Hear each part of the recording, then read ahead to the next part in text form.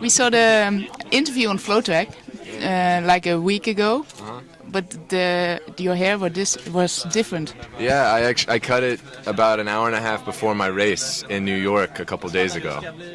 Yeah. Is that your race hair? It's competition mode right now. Yeah, it's all right to train in, but when it's time to get serious, I can't even take myself serious with hair. You know, this is a little more aerodynamic, a little less drag. You had your first start already. It was 7:78 in hurdles. That was good.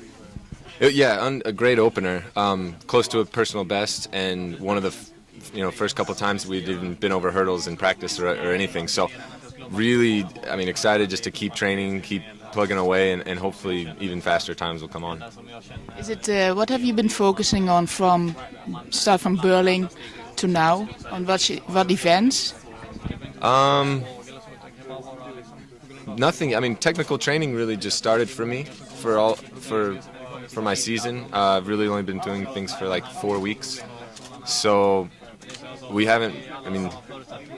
Deficiencies haven't really shown themselves yet. So we're just doing the same things that we've always done, and try to focus, not too much on one certain thing and kind of spread it around. But really, we just want to be healthy. That's the main thing. We want to put together 2 solid years of healthy, easy training, and just get ready for outdoors. Because 2007, I didn't see any results. Was that an injury year? Yes, in December of 2006, I broke my wrist and broke a little bone, and so that indoor season, I hurdled and I long jumped, and couldn't do any decathlons outdoors. So that was a rough year, and then it's getting better and better each year. And so 2007, that was my last time running indoors before now. Yeah, because from UPB to the world record is like 236 points, and you just thought like 2 or 3 healthy seasons could bring somebody to a world record. This is 2 or 3 healthy seasons. It is. We're looking. I think for me in my head, I see this season going as normal. Hopefully, if I can get back up to around 8,800 points, I would be beyond ecstatic, and then really make a run in 2011. That would be the 3rd healthy season, and if I can stay injury free for the rest of this year and have a good fall of the next season, there's no. Barring some unforeseen tragedy, I really feel like I'll have a shot. Last question: at Beijing, you failed at pole vault, 4 meters 7. Did you change like in Berlin? What was your starting height?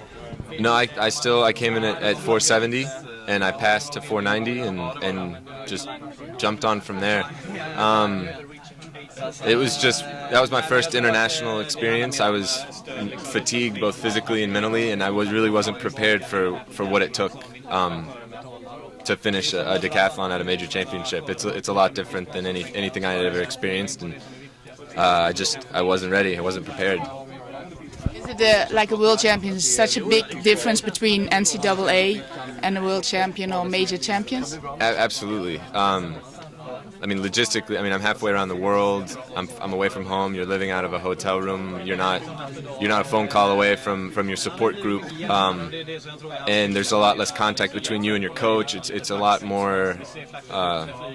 There's a lot of alone time, a lot of downtime. A decathlon in the States is usually I'm only outside for 4, maybe 5 hours, and then the next day it's a little bit longer. But at a major championship or Olympics, I was outside for 12 hours in Beijing the first day, and the next day, we were 6 or 7 hours in, and I was completely drained. But Berlin this summer, I was prepared for that, and we trained, knowing that that's what it was going to take and that's what it was going to be like. And so I think I came into it with a little bit of more of a mental edge. Really, now the last question. Here, you came to Europe. And then you have winter. So it's like competing, how to do your practice. What is, how is it to travel practice? You have to be professional. Well, I hate that I'm not over here for longer, but the span and time in which I'm here, I really will only have maybe 2 or 3 training sessions, and we're really using these meets, these competitions as training, and going into them with, you know, the mindset that you would a good training session, a very difficult, hard training session where you have to get yourself mentally prepared and focused. And so that's what I've talked to my coach about. We're gonna just think of them as training. Let's just, this is gonna be the initial bar that we set for the season, and let's just see where we're at in our training. So when we come home, we'll have a good idea of where we need to focus and work on towards Doha. Good luck. Sorry? Said good luck. Oh, thank you very much. I didn't know if that was some kind of Swedish thing. I don't know. Too much Swedish.